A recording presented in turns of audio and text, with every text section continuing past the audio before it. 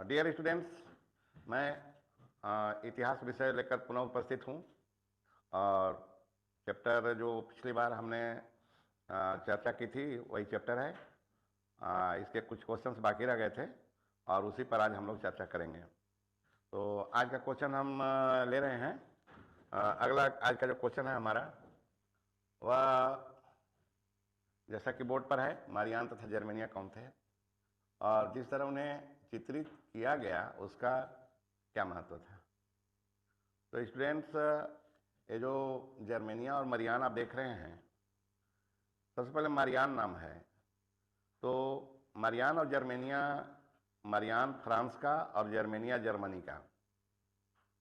उदारवादियों ने सोचा, जो वहाँ के राष्ट्रवादी थे, कि अगर देश को एक अमूर्त रूप में प्रकट किया जाए तो उससे लोग ज़्यादा प्रभावित होंगे और राष्ट्रवाद के प्रति ज़्यादा उनका झुकाव होगा। इसलिए उन्होंने अपने राष्ट्र का एक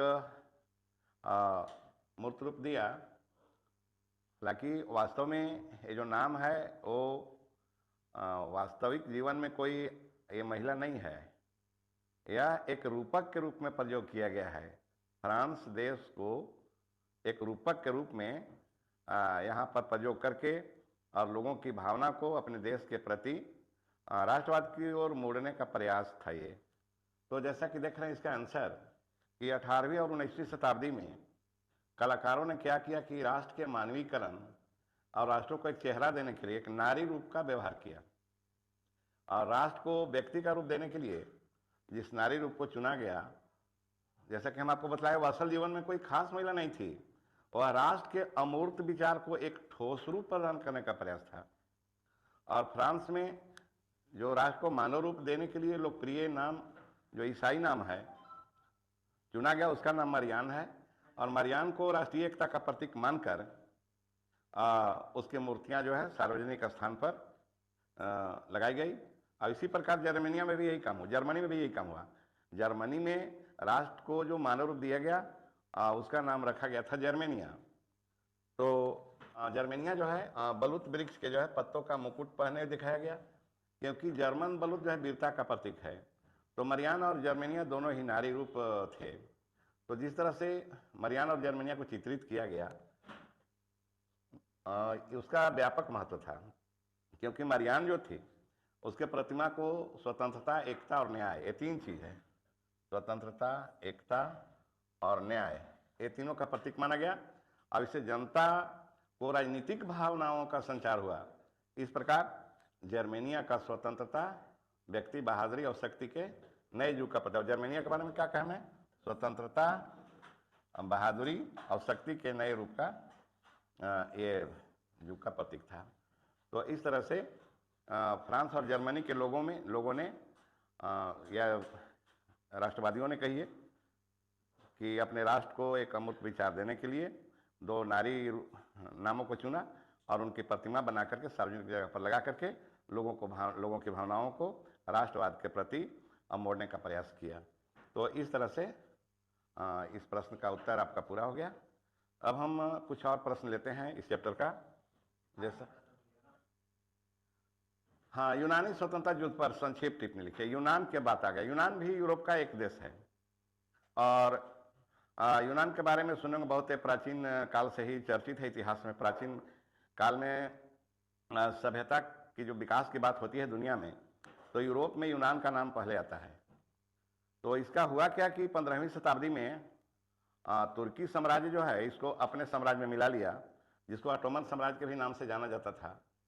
और यूनानियों ने यूरोपीय राष्ट्रवाद से, जैसा कि घटना घट रही थी यूरोप में, फ्रांस में, जर्मनी में और जगह, तो उससे यूनान के लोग भी प्रभावित हुए और वहाँ के राष्ट्रवादियों ने यूनान को स्वतंत्र कराने के लिए 1821 में संघर्ष शुरू कर दिया।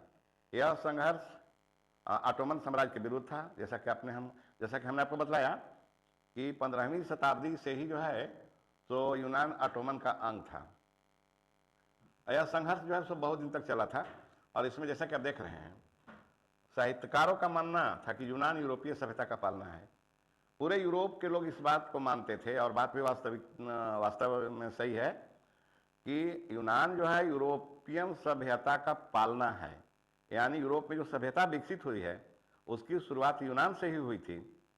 तो यह इस बात को लेकर के यूरोप के लोगों में बड़ा ही उदासी था कि एक समय था कि यूनान सभ्यता का जो है वो प्रारंभ करने वाला था हमारे यूरोप को, और आज वह जो है एक इस्लामिक कंट्री के अधीन है। तो यह सोच करके और उसको अलग कराना चाहते थे, और उन लोगों ने इसके लिए त्याग भी बहुत किया है। तो यह युद्ध जो है 1821 से लेकर के, जिसे आप देख रहे हैं, ये जो संघर्ष था 1832 तक चला। और 1832 में यूनान में एक शहर है कुस्तुनतुनिया में जो है अंत में एक समझौता हुआ और तुर्की साम्राज्य से इसको आज़ाद करा दिया गया, और इस तरह से यूनान ऑटोमन कब्जे से मुक्त हो गया। तो यह संक्षेप में आपका यूनान का इतिहास था, और ये बहुत इम्पोर्टेंट है, और आपके परीक्षा के लिए तो इम्पोर्टेंट है ही, आपके और भी कंपटीशन वगैरह के लिए काम आएगा। तो अब हम अगला क्वेश्चन लेते हैं, और अगला क्वेश्चन के लिए हम अब आपके सामने इटली की बात करेंगे। जैसा कि आप जानते होंगे इटली भी यूरोपियन देश है, और यहाँ जो क्वेश्चन हमने लिया है कि एकीकरण के पहले इटली की राजनीतिक दशा कैसी थी, छुटकिया पर राजनीतिक दशा कैसी थी। तो 19वीं सदी के मध्य में हुआ क्या था, यूनान या इटली की बात हम कर रहे हैं कि इटली में 7 राज्य थे, यानी पूरा इटली जो है, अरे इटली का है, हाँ इटली जो है 7 राज्यों में बटा हुआ था। लेकिन मात्र एक राज्य वहाँ का, जिसका नाम था सार्डिनिया पिडमांट, उसी राज्य पर केवल वहाँ का राजा राज कर रहा था। यानी इतालवी राजघराने का जो राजा था वो मात्र एक राज्य पर शासन कर रहा था, और उस राज्य का नाम था सार्डिनिया पिडमांट। और बाकी राज्य पर कौन थे? तो इटली का जो आज जो आप इटली देखते हो यूरोप में, उसका जो उत्तरी भाग है उस पर हैब्सबर्गों का शासन था। बीच वाला जो इलाका था मध्य भाग, उस पर पोप का शासन था। पोप के बारे में जानते होंगे कि ईसाई धर्म का सबसे प्रमुख होता है विश्व में, तो उसका शासन था। इटली का जो दक्षिणी क्षेत्र था उस पर स्पेन के बोब्रो राजाओं का शासन था। अच्छा, सबसे बड़ी बात, इटली की कोई साझा भाषा नहीं थी, और कुल मिलाकर के इटली जो है अनेक क्षेत्रीय समूह में बटा हुआ था। तो इस तरह से हम देखते हैं कि इटली के एकीकरण से पहले वहाँ की जो राजनीतिक दशा थी वो बड़ा ही विचित्र था, और कई तरह की वहाँ साम्राज्य जो हैं तो उस पर हावी थे और शोषण कर रहे थे। तो ये हम जो आपको बतलाए इटली के एकीकरण के पहले की दशा, यही वहाँ की दशा थी। अब हम अगला क्वेश्चन लेते हैं, इसी चैप्टर का है, इटली एकीकरण की प्रक्रिया का वर्णन करो। जैसा कि पीछे हमने आपको बताया क्वेश्चन में कि एकीकरण के पहले वहाँ की दशा क्या थी, अब आप जानेंगे कि तो एकीकरण हुआ कैसे उसका। तो इस क्वेश्चन के जवाब के लिए पुनः एक बार हम दोहराते हैं कि इटली का जब एकीकरण नहीं हुआ था, यानी आज वाली स्थिति जो है इटली की वह नहीं थी, तो उस समय इटली 7 राज्यों में बिखरा हुआ था। और जैसा कि हम पिछले क्वेश्चन के आंसर बतलाए आपको कि वहाँ के केवल एक राज्य सार्डिनिया पिडमांट पर वहाँ के इतालवी राजा, जिसका नाम था विक्टर इमैनुअल द्वितीय, उसी का शासन हुआ करता था। तो विक्टर इमैनुअल द्वितीय ने जो है इटली के एकीकरण के लिए उसका एक प्रमुख था मंत्री, आप देखेंगे नाम इसका याद रखेंगे आप, उसके मंत्री का नाम था काउंट कैमिलो द कावुर। उसी को यह जिम्मेवारी सौंपा, इटली के एकीकरण का जिम्मा जो है अपना प्रमुख मंत्री, जिसका नाम था काउंट कैमिलो द कावुर, को सौंपा। और यह जो मंत्री था वो बड़ा ही बहुत तीव्र बुद्धि का और कूटनीतिक था। उसने क्या किया कि अपने चतुर कूटनीतिक से सबसे पहले फ्रांस से समझौता किया। कारण यह था कि इतालवी भाषा से अच्छा वो फ्रांसीसी भाषा बोलना जानता था। तो फ्रांस के साथ उसने एक कूटनीतिक संधि की, और फ्रांस उसको मदद किया, और फ्रांस की मदद से 1859 में सबसे पहले ऑस्ट्रिया को उसने हराने का काम किया, क्योंकि ऑस्ट्रिया भी इटली के कुछ राज्यों पर कब्जा किए हुए था। तो सबसे पहले ऑस्ट्रिया को पराजित किया। इसके बाद यूसेपे गैरिबाल्डी, ये जो सेनापति था उसका, और उसके जो सेवक थे, इस युद्ध में हिस्सा लिए, और 1860 में दक्षिणी इटली में, और 2 सिसिलियों का भी राज्य था, उस पर कब्जा कर लिया। और अंत में वहाँ के किसानों ने भी मदद किया, और स्थानीय किसान की मदद से जहाँ पर स्पेन का शासन था इटली के कुछ भाग पर, तो स्पेनियों को भी हटाने में जो है सो मदद किया उन लोगों ने। और इस प्रकार से 1861 में इटली जो है सो इन साम्राज्यवादी शासकों से आज़ाद हो गया और इटली का एकीकरण हुआ। और वहाँ जो विक्टर इमैनुअल द्वितीय था वो एकीकृत इटली का राजा घोषित कर दिया गया। इस तरह से काबूल के कूटनीतिक चाल से और उसके बुद्धि से, और यहाँ भी ये भी कहा जा सकता है कि उसके साहस और शक्ति से इटली का एकीकरण संभव हो गया। तो इस तरह से यह क्वेश्चन भी इम्पोर्टेंट था आपका। और नेक्स्ट क्वेश्चन हम लेते हैं इसी चैप्टर का। अब हम देखें कि काउंट कैमिलो दे काउर कौन था और इटली के एकीकरण, बस उसी क्वेश्चन से जुड़ा हुआ यह सवाल है। थोड़ा सा हम इस मंत्री के बारे में जान लें कि कौन था। तो काउंट कैमिलो दे काउर, आप देख रहे हैं ना, ये सार्डिनिया पिडमान का जो शासक था विक्टर इमैनुअल द्वितीय, उसी का जो है ये मंत्री था। और जैसा कि हम पिछले क्वेश्चन के आंसर में आपको बतलाया कि विक्टर इमैनुअल द्वितीय ने इटली के एकीकरण के लिए जिम्मेवारी इसी को सौंपा था, और यह बहुत ही कुशल नेतृत्व अपना दिखाया।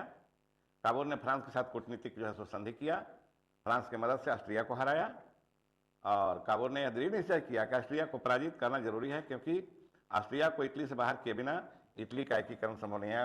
ऑस्ट्रेलिया नहीं होगा, ऑस्ट्रिया होगा। कोई इटली से बाहर किए बिना इटली का एकीकरण संभव नहीं है। और इस तरह से हम देख रहे हैं कि काउंट कैमिलो द काबूल जो था, जो वहाँ का राजा विक्टर इमैनुअल द्वितीय का अब बहुत ही तेज तर्रार मंत्री था, उसने अपने सूझबूझ से इटली के एकीकरण में महत्वपूर्ण योग्यता को जो है सो दिखाया और इटली को एकीकरण किया। अब हम अगला क्वेश्चन एक और लेते हैं इसी चैप्टर का। जर्मन एकीकरण की प्रक्रिया। अब जर्मनी का नाम सुने, बहुत चर्चित नाम है यूरोप में, खासकर द्वितीय विश्व युद्ध की वजह से ये बहुत ये नाम इसका जो है फेमस है। तो अब हम जरा देखें जर्मनी के बारे में कि इसका एकीकरण कैसे हुआ। क्या कि जर्मनी भी बहुत से साम्राज्यवादियों का शिकार था पहले। तो उदारवादियों ने वहाँ क्या किया 1848 में कि जर्मन के एकीकरण के लिए एक आंदोलन किया था, और एक यहाँ तक एक संसद का भी गठन कर दिया गया था, किंतु वो जो राजशाही थी वहाँ की, उसकी फौज आया और इनके संसद को भी भंग कर दिया और इनके जो आंदोलन थे उनको भी तहस नहस कर दिया। अंततः सोचा गया कि अब कैसे किया जाए जर्मनी का एकीकरण, साम्राज्यवादियों को कैसे हटाया जाए वहाँ से। तो इसके लिए प्रसा जो है, उस समय प्रसा का ही अंग हुआ करता था। जैसे आज जो जर्मनी देख रहे हैं वो प्रसा साम्राज्य वहीं पर था अगल बगल में। तो प्रसा के, गलत लिखा गया, प्रसा का जो शासक था वो ऑटोमन बिस्मार्क को अपना प्रधानमंत्री बनाया था। और ऑटोमन बिस्मार्क जो है तो सेना और नौकरशाही की मदद से पहले ऑस्ट्रिया को हराया, फिर डेनमार्क को हराया और फिर फ्रांस को पराजित किया, और जर्मन एकीकरण को जो प्रक्रिया थी उसको पूरा किया। और जैसा कि आप सुने होंगे, इसने लौह और रक्त की नीति अपनाई थी, यानी खून और खड़ग। और इस तरह से 1871 में वर्साय में एक समारोह आयोजित किया गया, और जिसमें प्रसा के जो राजा था विलियम प्रथम, उसी को एकीकृत जर्मनी का सम्राट घोषित किया गया। और इस तरह से बिस्मार्क के सूझबूझ और उसके कुशल नेतृत्व में जर्मनी का एकीकरण संभव हुआ। तो इस तरह से जर्मनी के एकीकरण का इतिहास सबका पूरा हुआ। तो हम आगे बढ़ते हैं अगला क्वेश्चन के लिए। अगला क्वेश्चन है कि बिस्मार्क कौन था। जरा इसके बारे में हम लोग जान लें, क्योंकि बिस्मार्क की बड़ी भूमिका है जर्मनी के एकीकरण में, और कैसे उसने कौन सी नीति अपनाई कि जर्मनी का एकीकरण हुआ। अब इसके बारे में हम लोग जरा देखेंगे।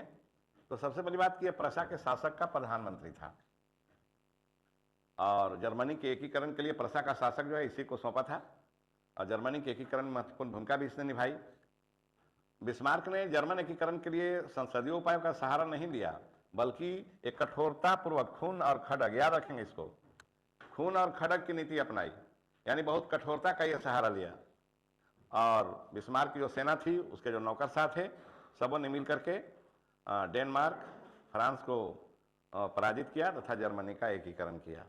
इस तरह से बिस्मार्क जर्मनी के एकीकरण में महत्वपूर्ण भूमिका निभाया और जर्मनी का एकीकरण किया। इस तरह से जर्मन एकीकरण की प्रक्रिया पूरी हो गई। अगला क्वेश्चन है, और हम समझते हैं कि लास्ट क्वेश्चन होगा, बाल्कन प्रदेशों में राष्ट्रवादी तनाव क्यों पनपा? 3 कारणों का वर्णन कीजिए।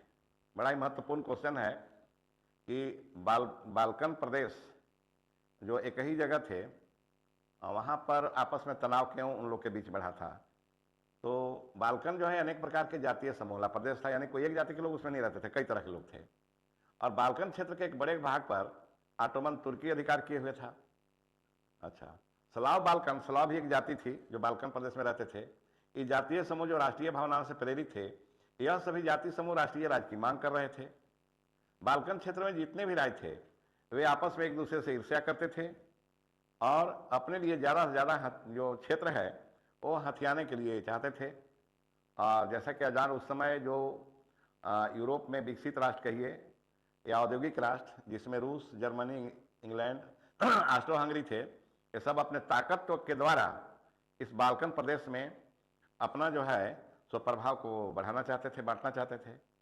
और यही कारण था कि जिससे बाल्कन प्रदेश में तनाव पनपा, और अंततः पहला विश्व युद्ध का कारण भी यही बना।